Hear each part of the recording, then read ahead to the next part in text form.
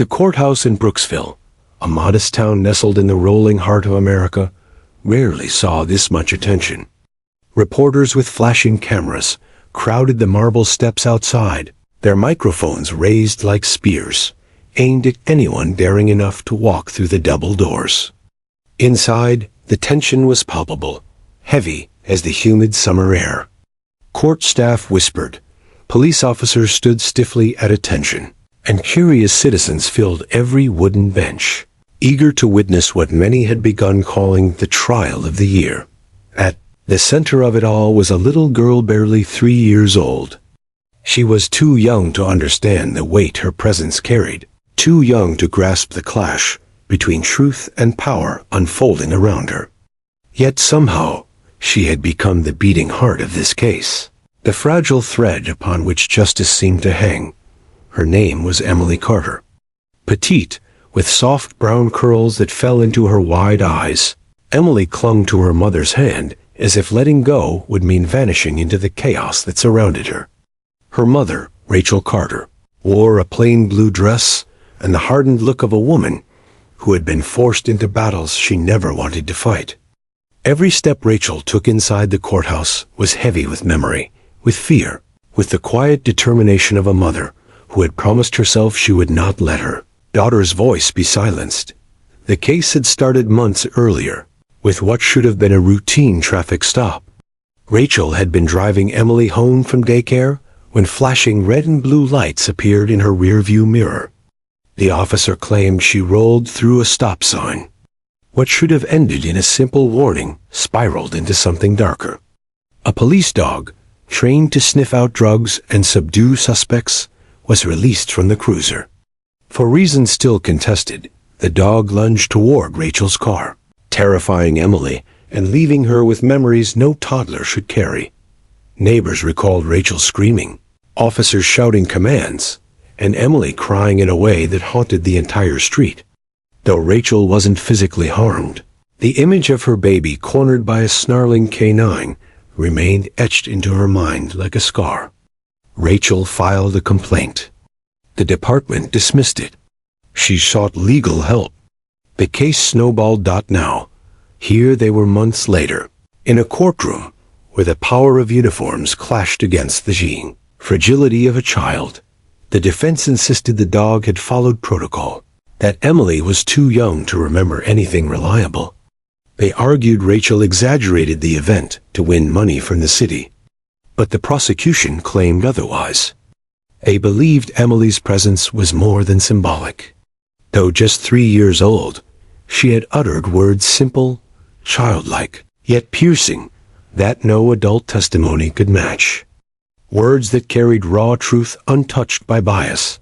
The judge, Honorable Marcus Reeves, a stern man with silver hair, sat high above the courtroom, his expression unreadable. He had seen countless cases in his decades of service, but none that balanced so precariously between law and morality.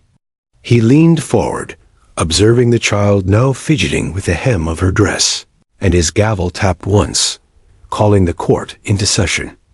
Order, his deep voice echoed, silencing the crowd. This court is now in session for the case of Carter v. Brooksville Police Department. The jury, 12 ordinary citizens, shifted uneasily in their seats. Some looked at Emily with compassion, others with skepticism. Could a toddler really play a role in a case of this magnitude? Or was this theater, crafted by attorneys hungry for headlines? Rachel's attorney, David Harlan, rose from his seat. He was a sharp, focused man in his 40s, known for his ability to weave facts into compelling narratives. He looked at the jury, then at Emily, and then back again. Ladies and gentlemen of the jury, he began, his voice steady.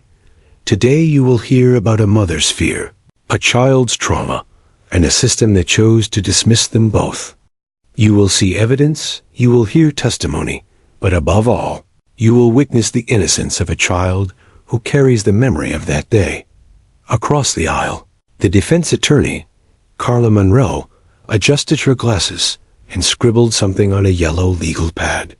She was seasoned, unflinching, and had built her career defending officers in tough cases. She glanced briefly at Emily, her eyes softening for a second before hardening again into the mask of a professional ready to dismantle whatever came her way. The opening statements carried on, but much of the audience's attention kept drifting back to Emily. She sat quietly, her tiny legs swinging back and forth from the courtroom bench, her grip never loosening from her mother's hand. She didn't speak, didn't cry, didn't even seem to follow what was happening. But her presence alone commanded the room in ways no lawyer's words could. By mid-morning, whispers spread like wildfire. Would the judge actually allow a 3-year-old to testify? Could she even handle the environment? Some worried it was exploitation. Others believed it was the only way to get the truth. During a brief recess, Rachel carried Emily outside into the courtyard, away from the pressing stairs. Emily looked up at her mother and whispered, "Mommy, the doggy is here?" The innocent question nearly broke Rachel's resolve. She knelt down, brushing the child's hair from her face, and kissed her forehead. "Yes, baby," Rachel said softly, her voice trembling. "But this time, Mommy's here, and you're safe." The weight of those words lingered with Rachel as they returned inside. Safe. That was all she wanted for her daughter. Safe from fear. Safe from intimidation. Safe from the haunting growl of a police dog that had become the center of this storm. When the gavel struck again, the courtroom hushed. The judge adjusted his glasses, cleared his throat, and looked toward Rachel. Double quotes Mrs. Carter. Judge Reeves said, his tone formal, yet not unkind. "Please be prepared. Your daughter may be called to the stand tomorrow. The court understands the unusual nature of this request, but circumstances require it." Gasps and murmurs erupted from the benches. Reporters frantically scribbled notes.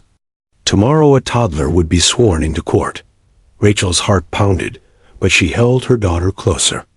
Emily leaned against her shoulder, her tiny hand pressed flat against her mother's chest, right where her heartbeat raced. The day wound to a close with procedural motions, but no one remembered them. All anyone could think about was what tomorrow would bring. Would Emily speak? Would she remember? Could her words truly alter the course of a case, pitting a single mother against an entire police department? As the sun set beyond the courthouse's tall windows, casting long shadows across the polished floor, Emily yawned softly, unaware of the history she was about to make. The town buzzed with anticipation. Headlines blared across evening news channels, and the nation turned its eyes toward Brooksville. One thing was certain. Tomorrow, when a 3-year-old girl faced a police dog in court, the silence of the courtroom would be louder than any gavel strike. And though no one could predict what words she might utter, everyone knew that whatever she said could shake the foundations of justice itself. Long before the cameras and the reporters, before the courtroom filled with whispers and anticipation, there was only a quiet neighborhood street, an ordinary afternoon, and a mother driving home with her child. Rachel Carter had always considered herself careful. With Emily in the back seat, she obeyed speed limits, buckled every strap of the car seat, and kept her eyes alert to every traffic sign. That day, she remembered clearly, she had stopped fully at the intersection. But the flashing lights of a patrol car behind her told a different story, or at least, the officer thought so. Rachel pulled over, her hands gripping the wheel tighter than usual. She looked into the rearview mirror at Emily, who had been humming to herself, holding her favorite stuffed rabbit. "It's okay, baby," Rachel whispered. "Mommy just has to talk to the nice officer." The officer approached with a stiff posture, hand resting near his holster. "License and registration," he demanded flatly. Rachel complied quickly, her voice polite, her movements deliberate. She remembered thinking that if she was respectful, the stop would end quickly. But then something shifted. The officer's gaze flicked to the back seat, to Emily, and then back to Rachel. Without explanation, he stepped back and signaled toward his cruiser. The sound of a car door opening, followed by the sharp bark of a police dog, shattered the calm. Rachel's chest tightened. "Sir, what are you doing?" "My daughter's in the car," she said, her voice shaking. The officer didn't answer. The dog, a German shepherd with gleaming teeth, pulled against its leash, its growl low and threatening. Emily's humming stopped. Rachel could hear her daughter's small gasp, the way a child reacts when the world suddenly feels unsafe. "Doggy?" Emily's voice was fragile, filled with confusion. The animal lunged forward, restrained only by the leash. Rachel instinctively moved between the open car door and the back seat, her arms spread as if her body alone could shield her child. The memory of the growl, the snapping jaws, the officer's commands barked into the air. It all became tangled in Rachel's mind. A moment replaying over and over like a nightmare she couldn't wake from. Neighbors later told investigators they saw Rachel shouting, her arms raised defensively. They remembered Emily crying, her wails piercing through the entire street. What none of them forgot was the sight of a police dog, trained to intimidate and control, being used in front of a toddler whose only crime was being in the wrong car at the wrong time. In the aftermath, Rachel felt broken. She filed a complaint, believing in the system she had grown up respecting. She had faith that if she spoke out, someone would listen. But the official response came swiftly. The officer acted within protocol. Case dismissed. It was a dismissal, not only of her complaint, but of her pain and Emily's trauma. At night, Emily began waking from sleep, crying, calling out for her mother. Sometimes she whimpered the word doggy in her sleep, clutching her stuffed rabbit until her knuckles turned white. Rachel tried soothing her with lullabies, with warm milk, with reassurances that the world was safe. But Emily's small body trembled each time she heard a bark outside or the wail of a siren in the distance. Rachel's own nights were sleepless. She sat at the kitchen table long after Emily had finally drifted off, staring at the denial letter from the police department. Her hands shook as she traced the cold, dismissive words. It wasn't just about her anymore. It was about Emily. What would happen if she did nothing? What would it mean for her daughter to grow up believing that fear and silence were the only choices? That was when Rachel contacted an attorney. David Harlan had heard dozens of cases like this, most of which never saw the light of day. But something in Rachel's voice, during their first phone call, struck him. The way she spoke of her daughter, the quiet strength underneath her trembling tone, convinced him this was not a case to be dismissed. It was a story that deserved to be heard. Together, they built their case.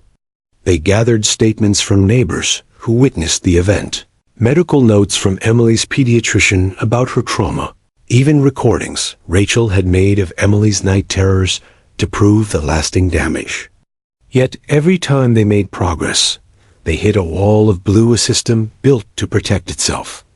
The defense countered quickly. The officer's report claimed Rachel had been uncooperative, that she raised her voice, creating a perceived threat. The dog's deployment, they argued, was not an attack, but a standard procedure for safety. And most importantly, they insisted Emily was far too young to be considered a reliable witness. Rachel wanted to scream. Too young to testify? Perhaps. But was she too young to be traumatized? Too young to remember the fear that had seeped into her very bones? The irony burned Rachel's chest each time she heard the argument repeated. As the case finally made its way to trial, the weight of it all nearly crushed her. Bills piled up. Friends distanced themselves, afraid of taking sides. Some neighbors whispered that Rachel should let it go. Why risk so much against the police? But every time she thought about walking away, she remembered Emily's small voice in the dark, whispering, "Mommy, the doggy is here." Rachel knew then that silence was not an option. By the time the first day of trial began, Rachel carried herself with quiet defiance. Emily, in her tiny blue dress, was too young to realize her life was on display for strangers, that her presence alone challenged the power of an entire department. She clutched her stuffed rabbit as if it were armored out in the courtroom. The prosecution painted their narrative. A child scarred by an unnecessary display of force. A mother dismissed by a system meant to protect. The defense fought back, their words clinical, dismissive, designed to strip the emotion from the case. But emotion lingered anyway, in the quiver of Rachel's voice as she took the stand, in the jury's shifting expressions as they imagined their own children in Emily's place, in the small, quiet home Emily made while drawing circles on her notepad during testimony. That night, after the first day in court, Rachel carried Emily home. She tucked her into bed, brushing curls from her forehead. Emily stirred, half asleep, and whispered again, "Mommy, the doggy is here." Rachel kissed her cheek and whispered back, "Yes, baby." But this time, we're not afraid. It was the same promise she carried with her the next morning as she walked back into that courtroom, ready to face what came next. For Rachel, the ordeal had already lasted too long. For Emily, the true test was yet to come, because soon, everyone in that courtroom, the judge, the jury, the officers, the nation would hear Emily speak for herself, and no one could predict what those words would do. The morning sun filtered through the tall courthouse windows, streaking the wooden benches with pale light. The crowd had doubled overnight. Reporters who hadn't managed to get seats on the first day now crowded the halls, pressing their faces against the glass doors just to catch a glimpse. It was no longer just a town matter, it was national. Satellite vans lined the streets. Television anchors rehearsed lines about justice, accountability, and the haunting innocence of a toddler caught in the crossfire of authority. Inside the courtroom, however, the atmosphere was different. Heavy, tense. Even the hum of casual whispers carried the sharp edge of anticipation. Today, everyone knew, was the day the judge would decide whether Emily Carter, 3 years old, would take the stand. Rachel Carter sat at the plaintiff's table, her hands clasped tightly in her lap. Emily sat beside her, swinging her small legs beneath the bench, her stuffed rabbit perched on her lap like a silent guardian. To Emily, the courtroom was little more than a strange, crowded room filled with serious faces. She had no idea that the adults around her debated whether her voice carried the weight of truth or the fragility of a child's imagination. The judge entered. The gavel struck. Silence fell like a curtain. "Ladies and gentlemen," Judge Reeves began, his voice deliberate, "we have reached a critical decision point in this trial. It has been requested that the minor involved, Emily Carter, be called to the stand. The defense has objected on grounds of age and competency. The prosecution argues her testimony is both permissible and necessary. After reviewing precedents, psychological reports, and the unique nature of this case, I will now render my decision." Rachel's heart thundered in her chest. She clutched Emily's hand, not sure if she was bracing her daughter or herself. The judge adjusted his glasses, his gaze landing briefly on Emily. This court does not take lightly the involvement of a child in proceedings of this magnitude. However, given her direct experience, the evidence submitted, and expert testimony confirming her ability to understand basic truth versus falsehood, this court will permit Emily Carter to testify. A wave of murmurs rippled through the benches. Gasps, shaking heads. Even some of the jury members exchanged glances, their eyebrows raised in surprise. Across the aisle, defense attorney Carla Monroe rose swiftly.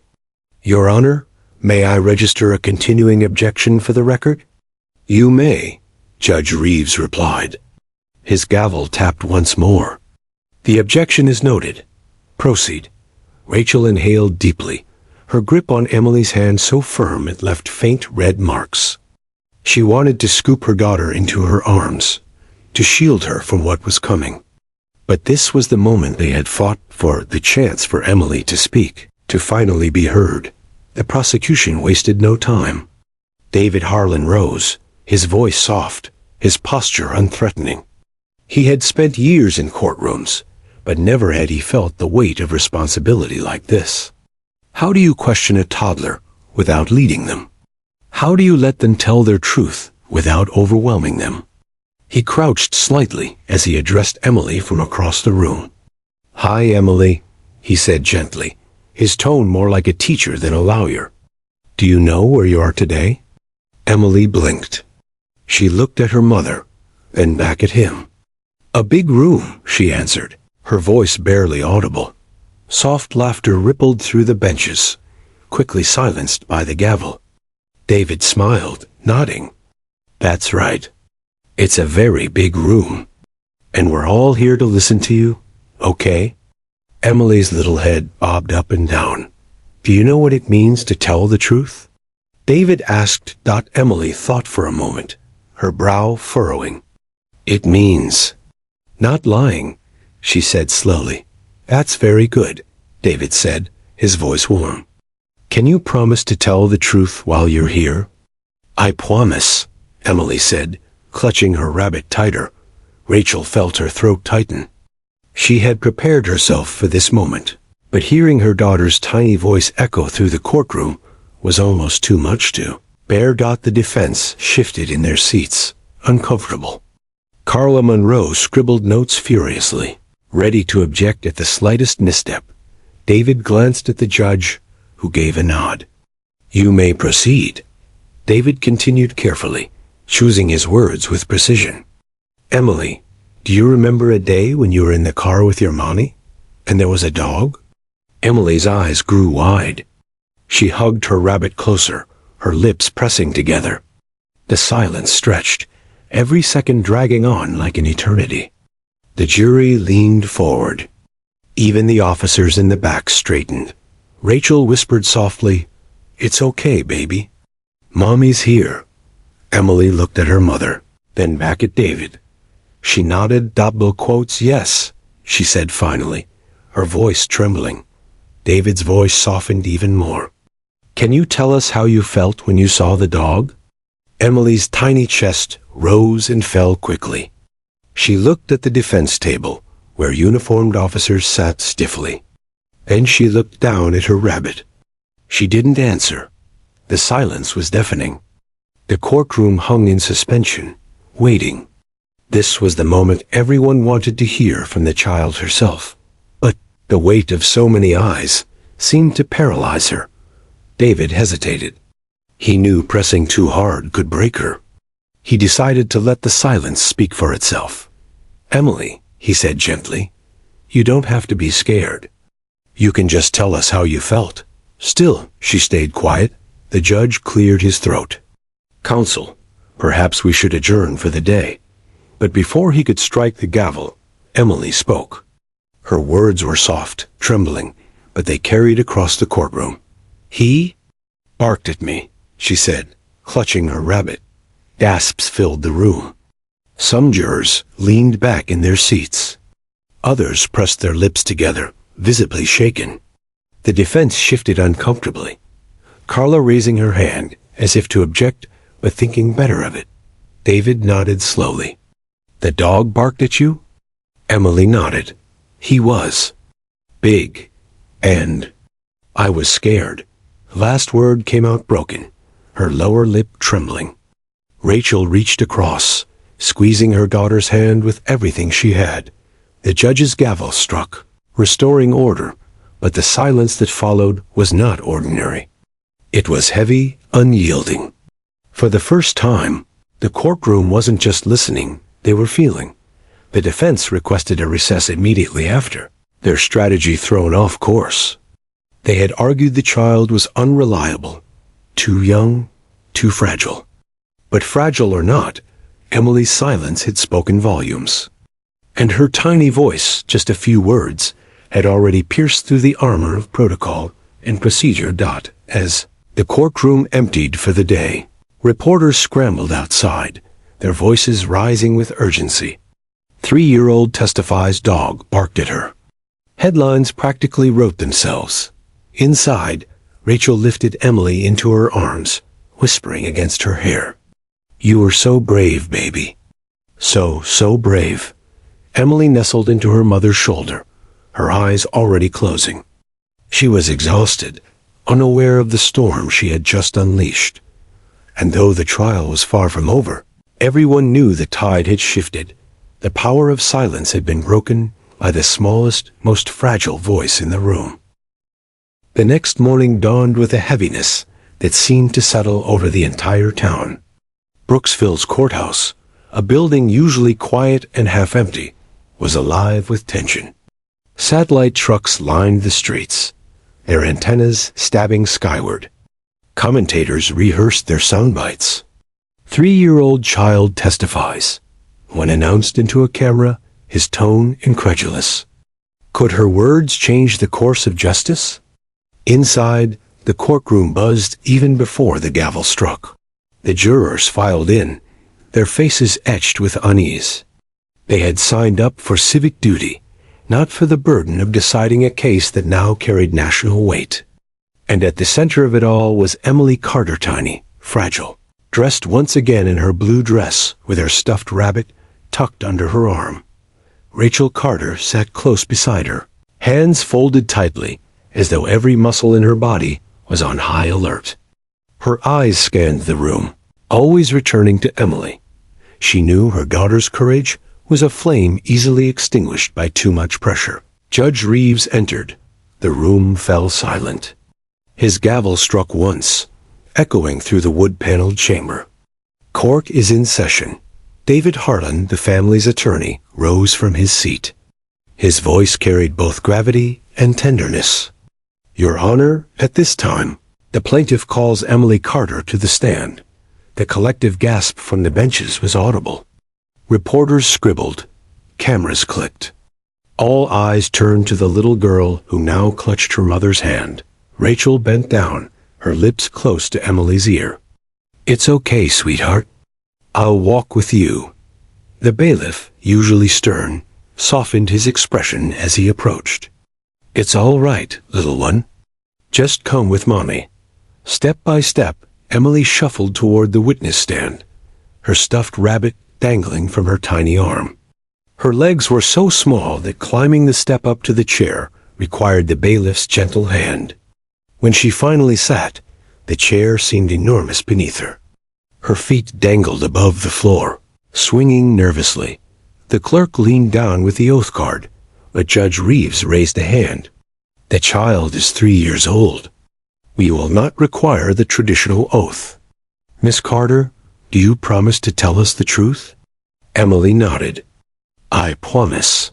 Soft laughter rippled through the benches, quickly silenced by the judge's gavel. David approached cautiously. He knew this moment was a delicate balance, too soft, and the jury wouldn't believe her words mattered. Too forceful, and the child would retreat into silence. "Emily," he began gently, crouching so that his eyes were level with hers, "can you tell us who you're holding?" Emily lifted her stuffed rabbit. "Mr. Flopsy. And is Mr. Flopsy helping you feel safe today?" Emily nodded again, hugging the toy tightly. The jury's faces softened, the tension in the room easing for a moment. But David knew he had to steer the conversation toward the heart of the matter. "Emily," he said, voice calm, "do you remember a day when you and Mommy were in the car, and a police officer came to see you?" Emily's lips pressed together. She rocked slightly in her chair. Silence hung in the air. Rachel, sitting only a few feet away, whispered, "It's okay, baby. You can tell them." Emily's eyes darted from her mother to David. "Yes," she said at last. David gave her an encouraging smile. "And what happened when the officer came?" Emily swallowed hard. She gripped Mr. Flopsy tighter. "A doggy came."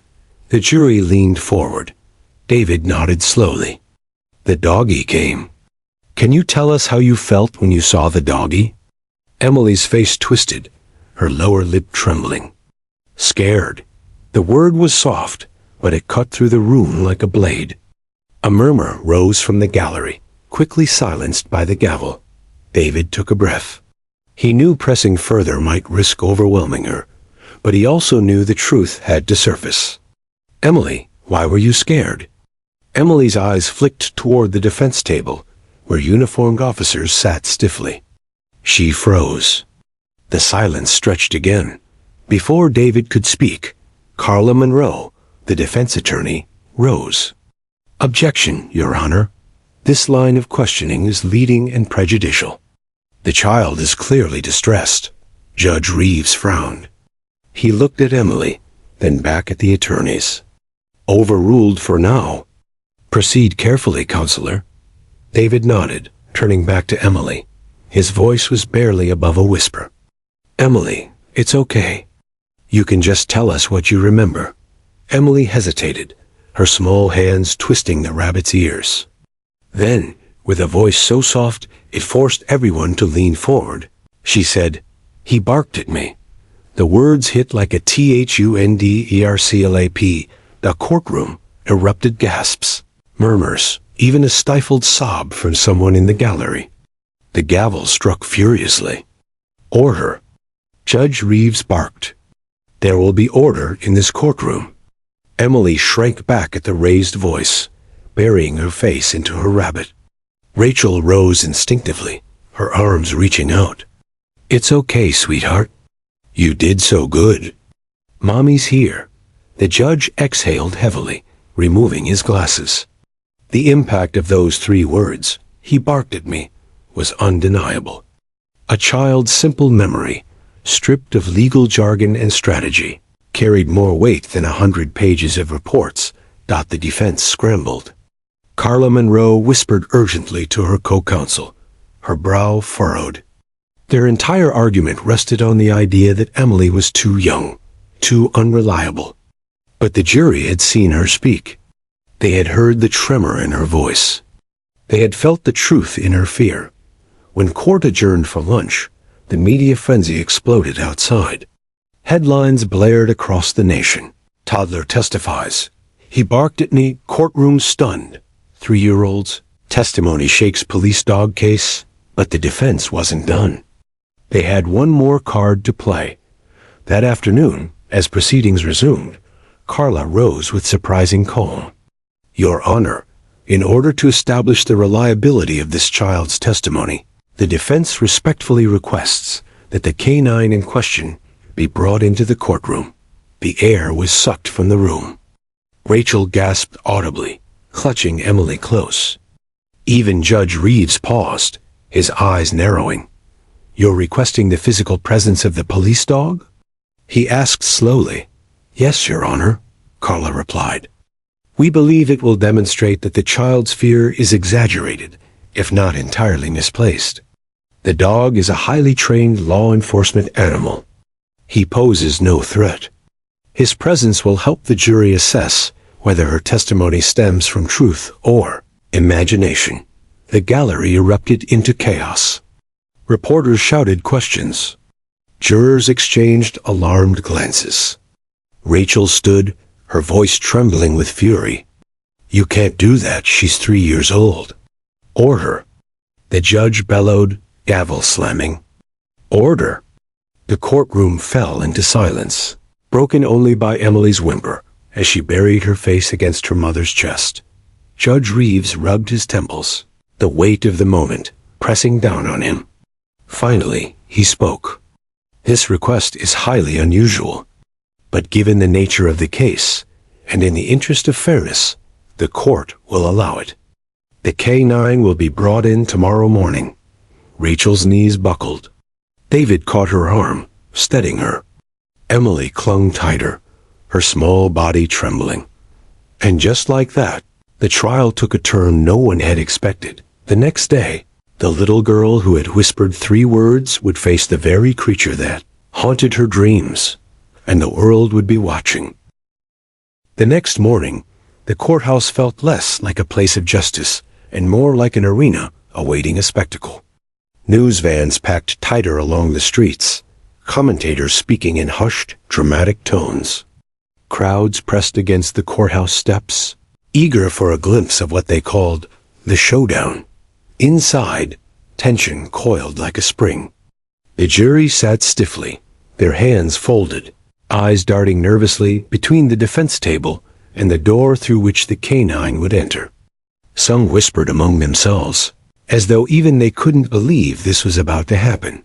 Rachel Carter held Emily in her lap, rocking her gently.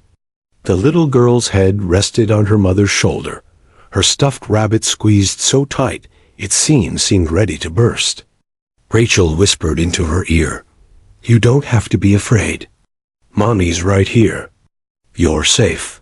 But Rachel herself wasn't sure she believed her words. Judge Reeves entered, his face harder than usual, as though bracing himself for criticism. His gavel struck. Court is now in session. Bailiff, please proceed. A hush fell over the room. The heavy oak doors opened. In walked Officer Daniel Briggs, tall, square-shouldered, his uniform crisp. Beside him trotted Titan, the German shepherd at the center of the storm. His coat gleamed under the fluorescent lights, his movements controlled, every step precise. His leash was thick, double-clipped, and Briggs's hand gripped it firmly. A ripple of reaction swept through the gallery. Gasps, whispers, the scrape of chairs as people leaned forward. The dog's presence was undeniable, commanding, almost regal.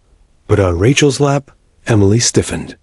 Her small body went rigid, eyes wide with panic. Her little hands clutched her mother's blouse as though anchoring herself to safety. "Mommy." Her voice was a tremor. "It's him." Rachel's heart broke at the terror etched across her daughter's face. She stroked Emily's hair, whispering frantically, "It's okay, baby. He can't hurt you. Mommy's here." Judge Reeves raised his hand. Let the record reflect that the K9 Titan has entered the courtroom under full control of his handler. Proceed, Counselor. Carla Monroe, the defense attorney, rose with a confidence that seemed almost smug.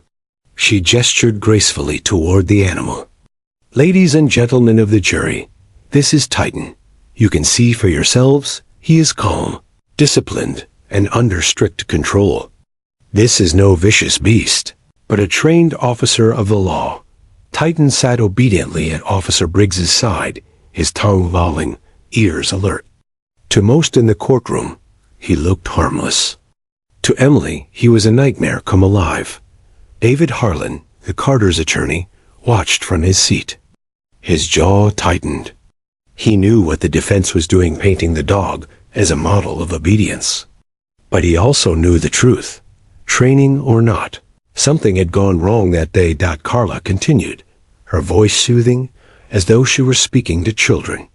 "Jurors, I ask you, does this animal look dangerous? Does he look like he would attack without cause?" She spread her hands wide.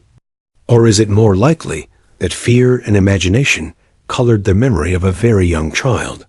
Her words floated in the air, logical, persuasive. Several jurors shifted uncomfortably. Judge Reeves turned to David. "Mr. Harlan, would you like to cross?" David rose slowly. "Yes, Your Honor." He adjusted his tie, walked toward the dog, but stopped short of crossing an invisible line. His voice was measured. "Officer Briggs, Titan is indeed highly trained, correct?" "Yes, sir," Briggs replied firmly. "Certified in obedience, tracking, and suspect apprehension. He's never had a single complaint filed against him." David nodded. "Never? Not one?" "Not one," David paced, eyes on the jury. "And yet, when Titan encountered a 3-year-old child on the side of the road, that child says he barked at her, terrified her." He turned back to Briggs. "Tell me, officer, does Titan ever bark without command?"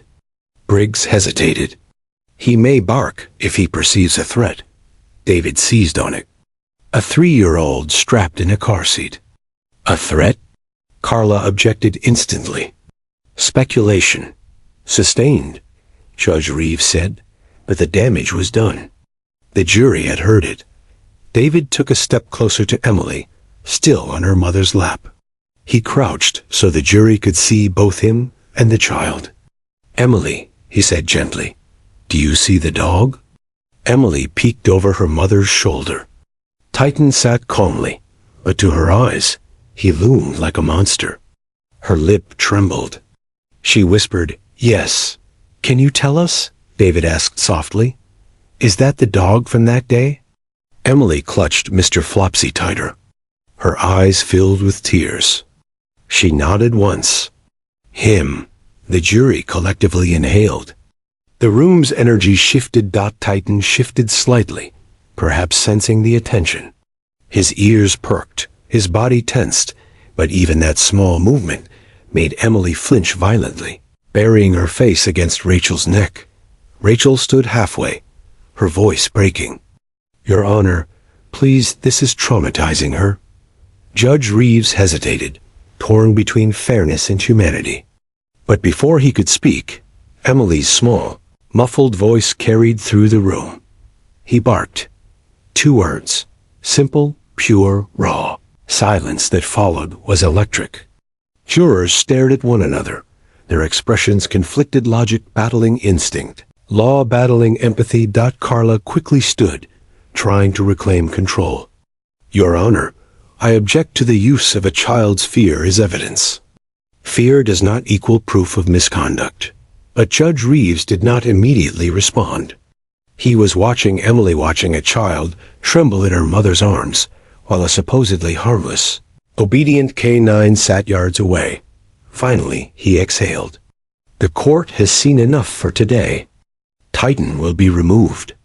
We will reconvene tomorrow." The bailiff led Officer Briggs and the dog out. The heavy doors shut behind them, the sound echoing like thunder. Rachel rocked Emily, whispering soothing words. Reporters bolted for the exits, already shouting into their phones. "Child identifies police dog in court," he barked. Jury shaken after toddler points at K9.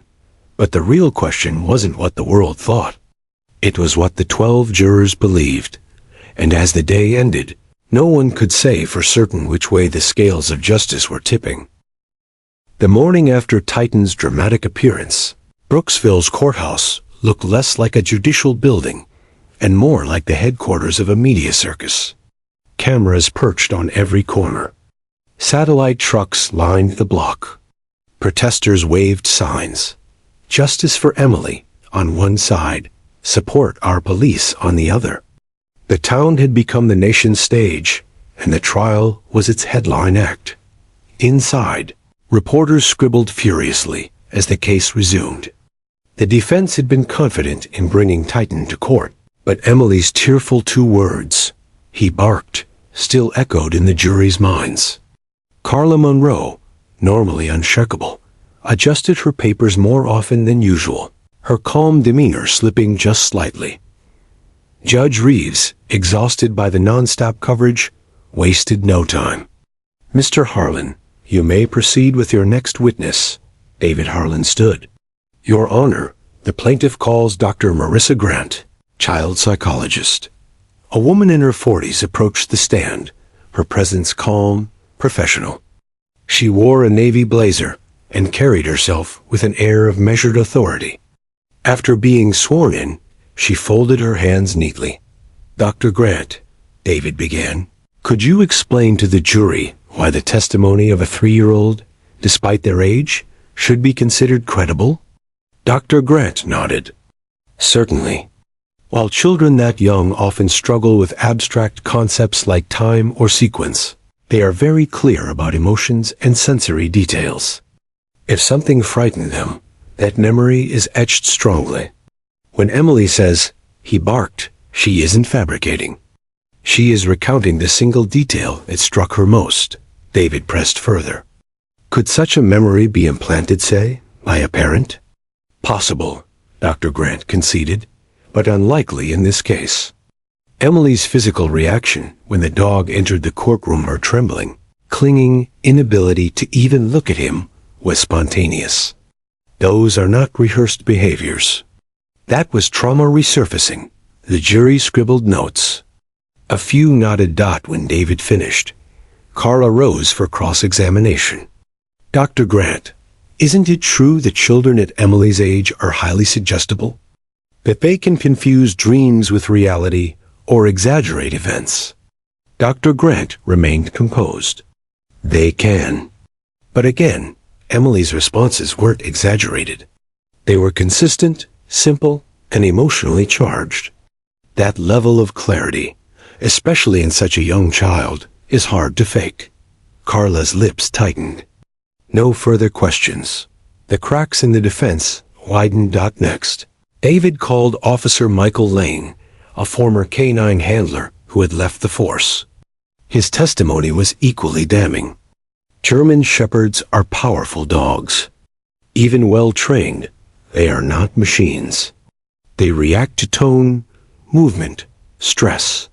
If a child shrieked or moved suddenly, a bark could absolutely occur. And would that bark terrify a small child? David asked. Without a doubt. Carla jumped in, her tone sharp. Officer Lane, isn't it true that Titan has no record of misconduct? No complaints, no incidents in his file? True, Lane admitted.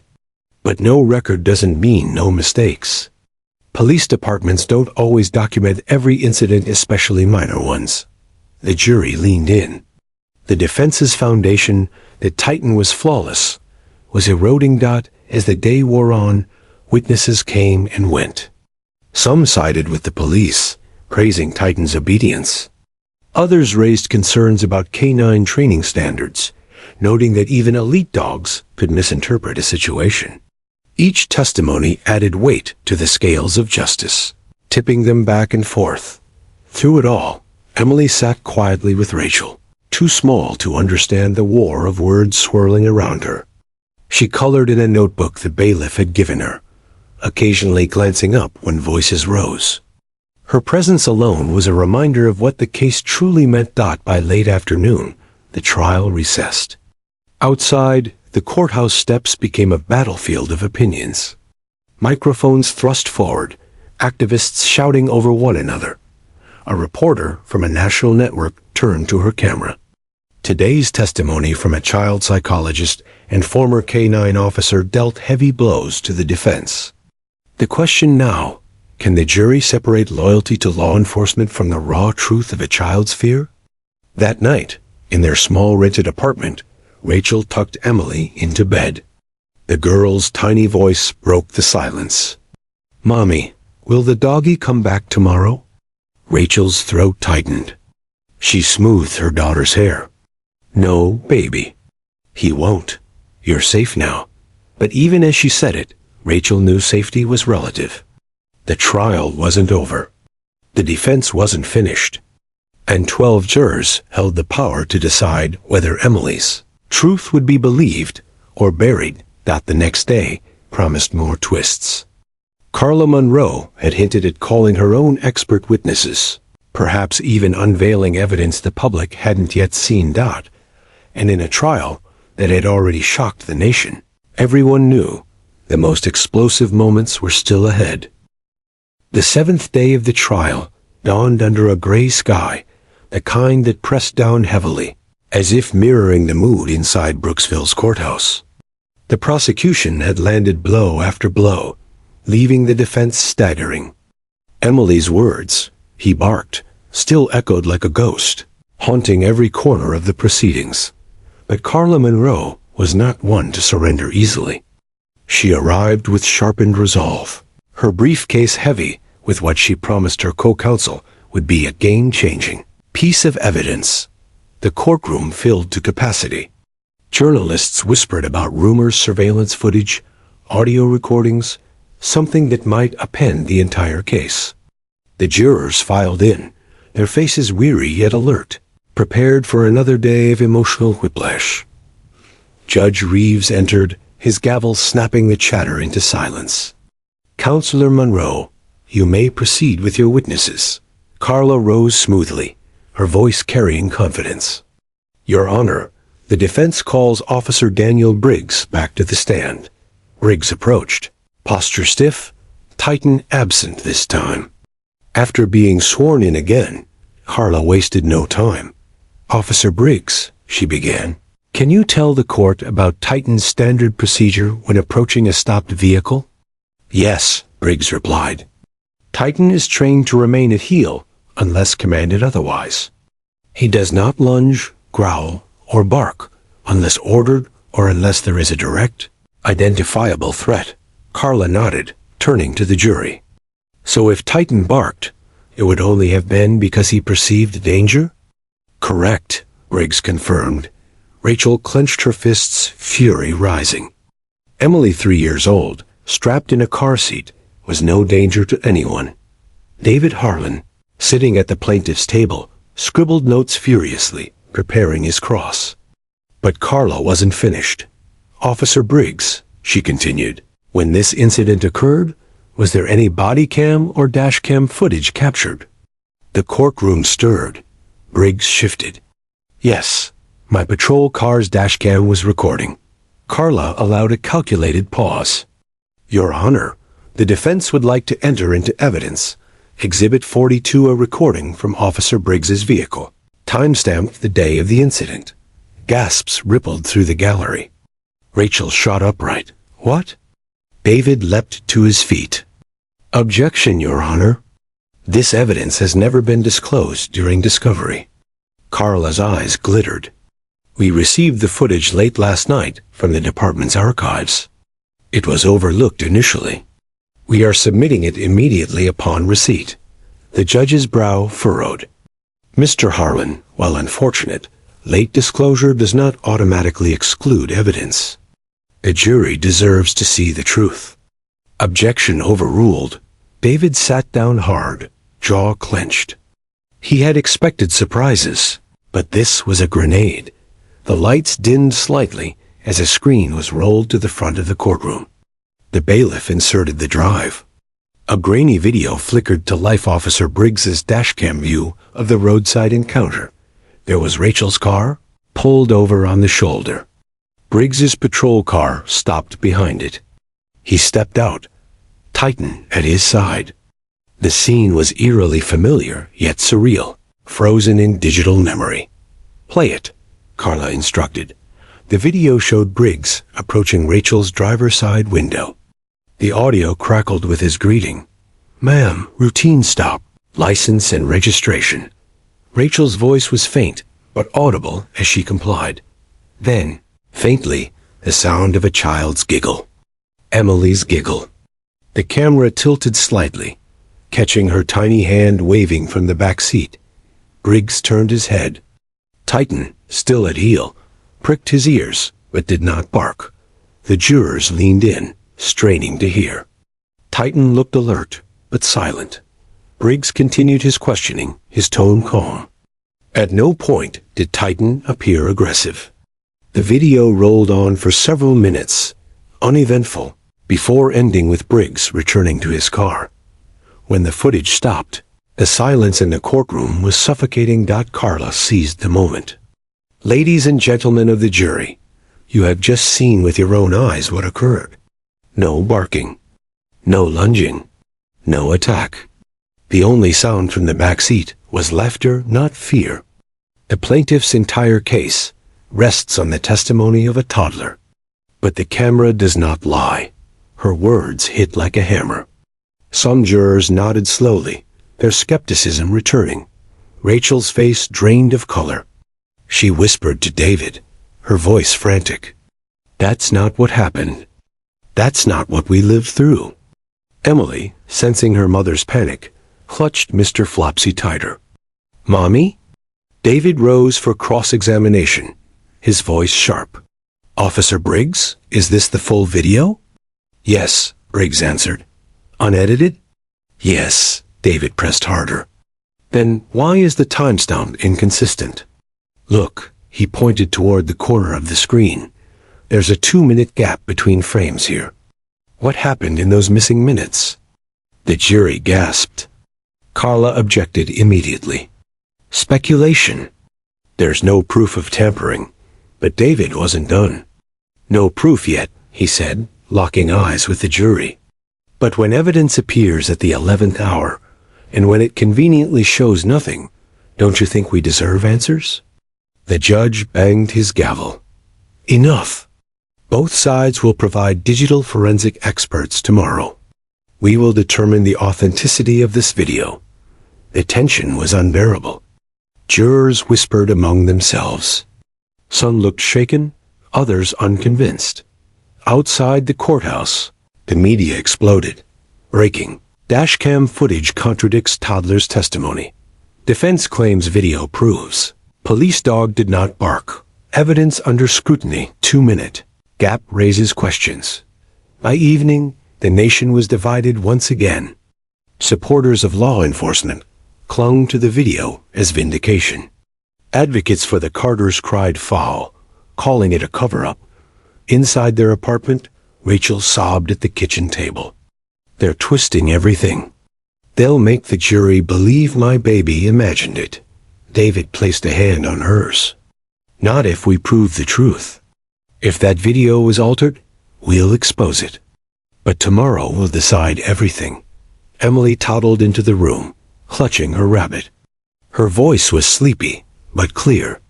Mommy, he did bark. Rachel lifted her daughter into her arms, holding her close. I know, baby. I know. The trial's climax was approaching. Forensics would tell whether the dashcam was truth or fabrication. And in that answer lay the fate of Emily's voice. The final day of the trial dawned with an energy that was almost unbearable. Crowds surged outside the courthouse, divided into chanting factions. Reporters elbowed one another for space, shouting into microphones about the trial of the year. Inside, the tension wrapped around every soul like a suffocating blanket. The jury entered, their faces tight, as if they already understood the gravity of what was to come. Emily sat quietly with her mother, Mr. Flopsy clutched close. She seemed unaware of how the nation had hung its breath on her tiny shoulders. Judge Reeves banged his gavel. Court is in session. We will hear final arguments before deliberation. David Harlan rose first, his voice steady but fierce. Ladies and gentlemen of the jury, you have heard from experts, from officers, and from a child. You have seen the video the defense produced, an incomplete video with a 2-minute gap they cannot explain. You have seen Emily tremble when the dog entered this courtroom. You have heard her words simple, undeniable. He barked. She is 3 years old. She cannot craft lies or spin narratives. She told you what she remembers, because it's the truth. He paused, letting the weight of his words settle. This case is not about destroying the reputation of law enforcement. It's about accountability. It's about whether the truth of a child matters in the eyes of the law. You hold that answer. He sat, every muscle taut. Carla Monroe rose slowly, her face calm but eyes sharp. Members of the jury, emotion is powerful. It can sway hearts. But this courtroom is not about hearts, it is about facts. You saw the dashcam. Titan never barked. Officer Briggs never lost control. The child may have been frightened, but fear does not equal guilt. We cannot condemn an officer and his dog on the testimony of a toddler when evidence says otherwise. She stepped closer, her voice low, commanding. You must decide whether to trust feelings or facts. The jury listened in silence. After hours of instructions, they filed out to deliberate. The courtroom emptied into anxious whispers. Rachel held Emily tightly, rocking her back and forth. Whatever happens, she whispered, you are brave. So brave. 2 hours later, the bailiff's voice boomed. All rise. Jury has reached a verdict. The jurors returned, faces pale with exhaustion. The foreman, a middle-aged woman with weary eyes, held the slip of paper. Judge Reeves cleared his throat. Has the jury reached a verdict? We have, Your Honor. Please read it. The room fell into silence, so profound that even the reporters forgot to breathe. In the case of Carter versus Brooksville Police Department, the foreman began, We, the jury, find in favor of the plaintiff. Rachel gasped. Emily blinked, confused by the eruption around her. David closed his eyes, exhaling the breath he had held for weeks. The foreman continued. We award damages to the Carter family and recommend mandatory retraining for the core K-9 unit involved. The courtroom exploded cheers, sobs, shouts of outrage from Titan supporters. Judge Reeves hammered his gavel furiously, demanding order. Rachel buried her face in Emily's hair, tears streaming down her cheeks. "We did it, baby. They believed you." Emily smiled faintly, whispering the same two words that had carried the trial. He barked. The phrase no longer sounded like fear. It sounded like victory. Outside, the media storm reached fever pitch. Cameras captured Rachel, carrying Emily down the courthouse steps, the little girl clutching Mr. Flopsy, reporters shouting questions that neither mother nor child answered. Headlines lit up across every network. Toddler wins case against police dog unit.